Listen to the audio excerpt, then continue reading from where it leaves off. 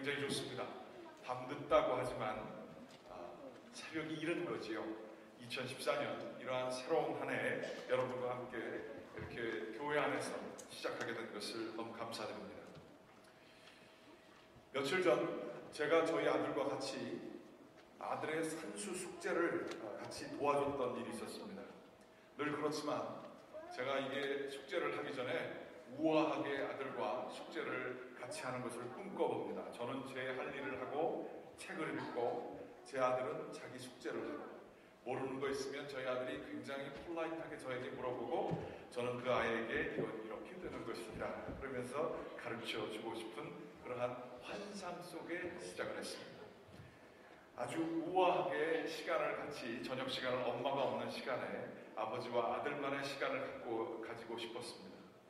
근데 저희 아들은 숙제보다 여러분이 잘 아시겠지만 제가 가지고 있는 이 아이폰에 있는 스타워즈 게임 하기를 더 즐겨합니다. 끊임없이 저에게 전화를 달라고 하면서 숙제를 하지 않는 것이었습니다. 그거를 빨리 마치면, 숙제를 마치면 아이폰을 하도록 하겠다고 이렇게 딜이 들어왔습니다. 제가 우아함을 그때도 잃지 않았었습니다. 그런데 가르쳐 주다 보니까 이 아이가 그 쉬운 문제를 잘 풀지 못하는 것이었습니다. 설명을 하다가 제 목소리가 계속 올라가기 시작했습니다. How can you not understand this? This is so easy. 그러면서 제가 흥분하기 시작했습니다. 그랬더니 그 아이가 그렇게 숙제를 하다가 저를 딱 바라보면서 얘기했습니다. Daddy, take it easy. 그래서 제가 말을 이렇게 제가 입을 꽉 다물고 그 아이와 더불어서 오케이, 그럼 숙제를 좀 제대로 해봐라 그러면서 얘기를 했습니다. 그런데 숙제를 하다가 갑자기 또 다른 노트에다가 그림을 그리시기 시작하셨습니다. 이 그림이 끝나야 숙제를 할 수가 있다는 거예요. 그래서 또 한 5분 정도를 기다렸습니다.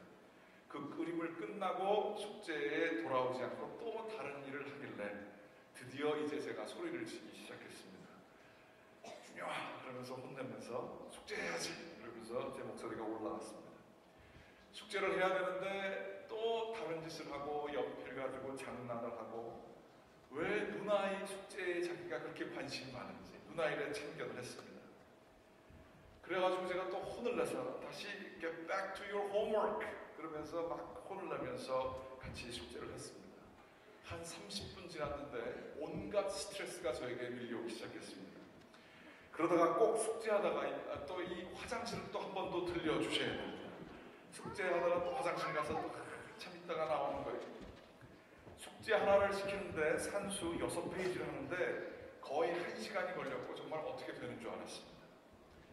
그런데 그 아이가 잠깐 동안 집중한 적이 있었습니다. 한 3분 정도를 6페이지를 하는데 그 한 페이지를 하는데 3분 만에 그것을 한꺼번에 쫙 하는 거예요. 그래서 그 속도로 계속 하기를 원했는데 그게 계속 가지 않는 겁니다. 그래서 머리는 나쁘지 않은데 집중을 안 하고 노력을 안 한다는 얘기를 제가 하지 않을 수가 없었습니다. 야, 넌 머리가 왜 좋은데 왜 열심히 그 일을 빨리 끝내지 못하니? 그러고 나서 제가 그 얘기를 해놓고선 깜짝 놀랐습니다.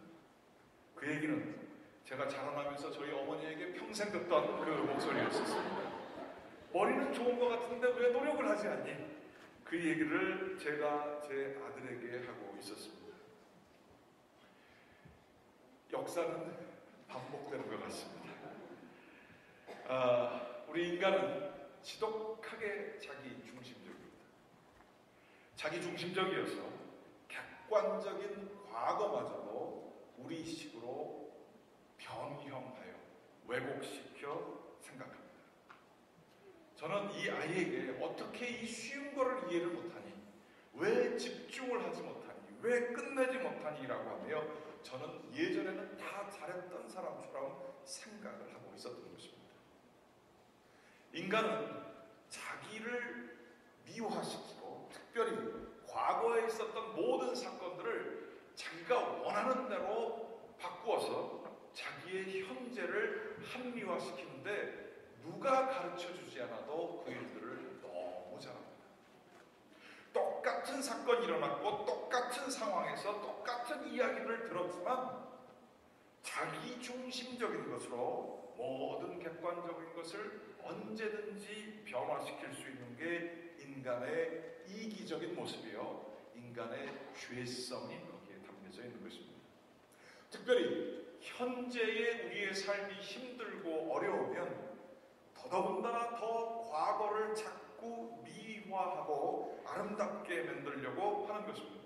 그러면서 결국에는 미래를 우리가 원하던 과거, 우리가 생각할 때 아름다웠던 과거로서 미래를 만들기를 원합니다. 하지만 여러분이 잘 아시는 것처럼 우리가 아름답게 만든 과거는 과거에도 존재하지 않았고 현재에도 존재할 수 없으며 미래에는 더더군다나 존재할 수가 없습니다. 그것은 우리가 만들어낸 것이기 때문에 그렇습니다. 그러므로 현재를 끊임없이 비판하고 현재의 부족한 것을 지적하며 과거를 미화시키고 미래에 원하는 것을 이루려고 하지만 이루지 못해서 절망하는 것이 인간의 조건입니다. 아주 신기하죠. 모든 사람들이 이 자기중심성을 가지고 있을 때 끊임없이 남의 탓을 하고 비판을 합니다. 그러면서 과거에 좋았던 시절들을 생각합니다. 그러면서 미래를 그 과거처럼 만들고자 하지만 이루어지지 않아서 비관하고 절망합니다. 오늘 성경 말씀도 그렇습니다. 이집트에서 이 이스라엘 사람들이 굉장히 자기네들이 불가마 옆에서 고기가마 옆에서 잘 먹고 떡을 배불리 먹고 있었다라고 얘기를 하고 있습니다. 이 사람들의 과거에 대한 아름다운 것을 만드는 기술은 정말로 착각 중에 착각인데 그렇게 생각하고 있었다고 합니다. 출애굽기 3장에 보게 되면 그들의 하나님께 간절히 부르짖는 소리가 하나님께 귀에까지 들렸다라는 성경 표현이 있습니다. 애굽에서 억압을 받고 사람들에게 고통을 받으면서 이 애굽 사람들의 고통을 받으면서 살았던 것이 이 이스라엘 사람들이었는데 자신의 과거를 다 잊어버리고 현재 우리가 배가 고파서 죽게 되었노라 라고 하면서 현재를 비판하면서 원망하면서 과거를 미화시킵니다. 그러면서 이 미래 이것을 책임져라 라고 하면서 모세에게 원망하지만 그것은 하나님께 원망하였던 그러한 것이었습니다.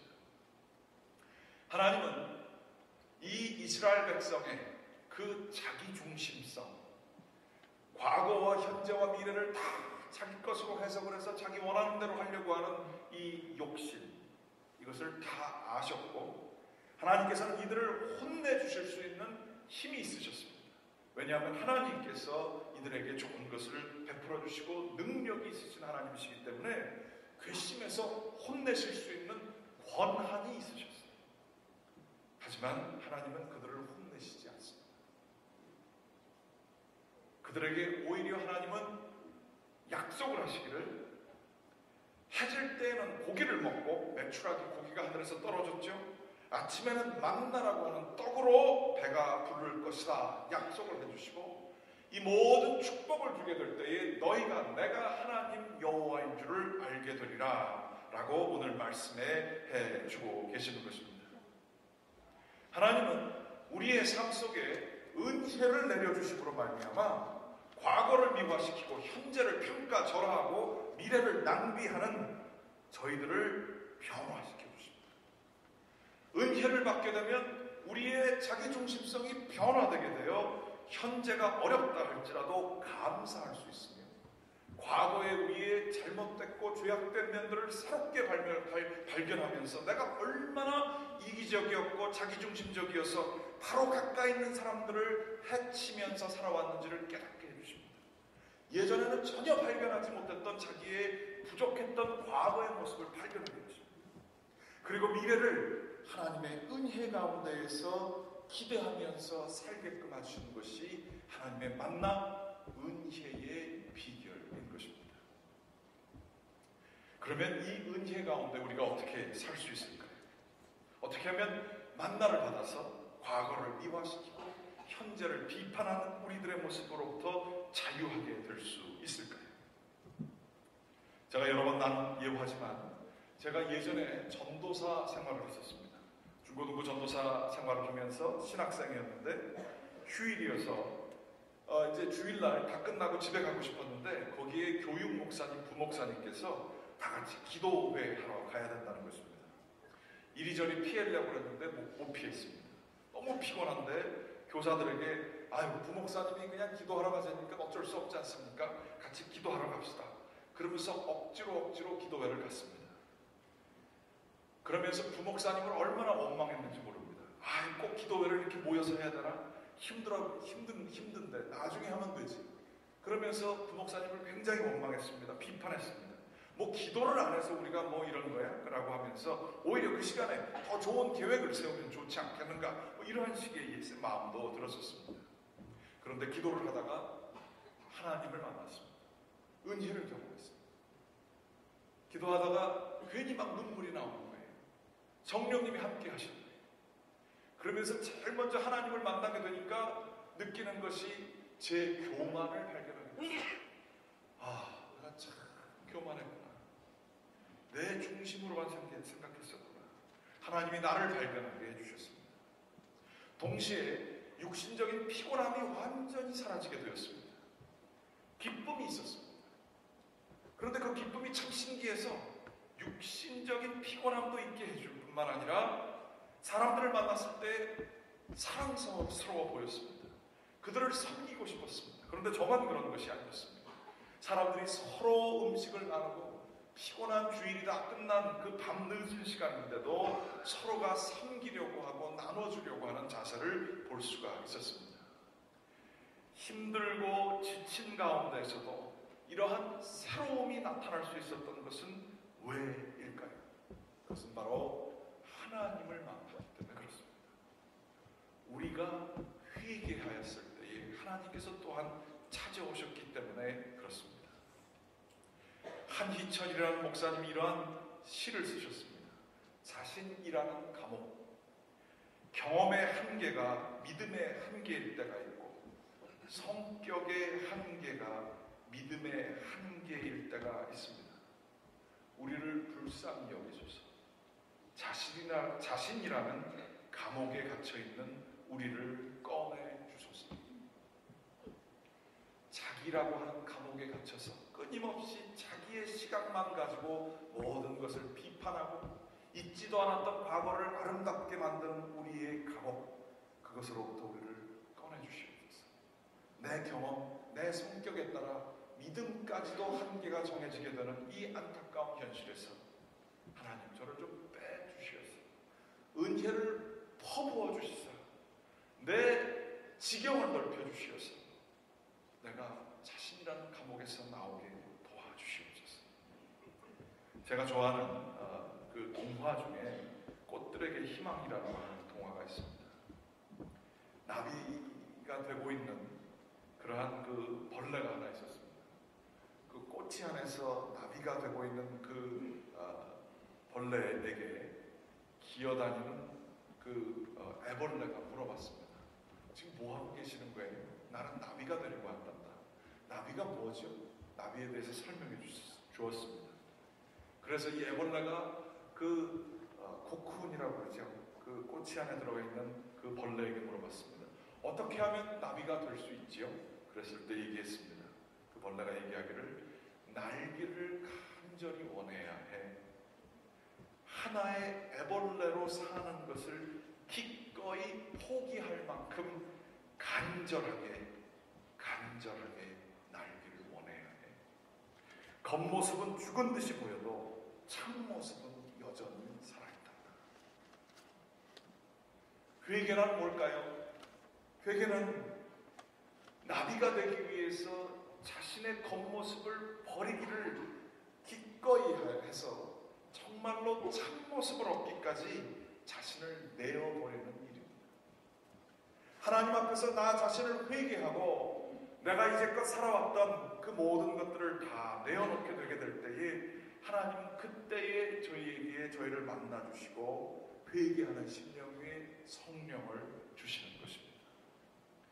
신년입니다. 새로운 해입니다. 이 나이가 들다 보면 새해가 됐다고 해서 뭘 새로운 거 계획하기조차 저희들은 귀찮아집니다. 다 그게 그거고요. 뭐 아무리 계획을 세워봤자 몇 개월 지나면 다 뻔할 거라고 다 생각합니다. 계획도 안 세우게 됩니다. 새로운 것도 구하지 않게 됩니다. 그거 죽어가고 있다는 증거입니다. 어린아이들은요, 날마다 신기합니다. 날마다 새롭습니다. 그리고 뭔가를 또 배우려고 하고 호기심이 많습니다. 그런데 모든 게 다 그게 그건 것 같고, 죄송합니다, 설교단에서 그놈이 것 같으면 거기 문제가 있습니다. 영적으로도 그거 굉장히 나태한 겁니다. 신앙생활 뭐 그냥 대충 하던 대로 하지, 뭘 주님을 더 성령 체험 뭐 옛날에 다 했던 거 그냥 그거지 라고 하면서 살게 되면 거기에는 생명이 없습니다. 죽고 있는 사인입니다.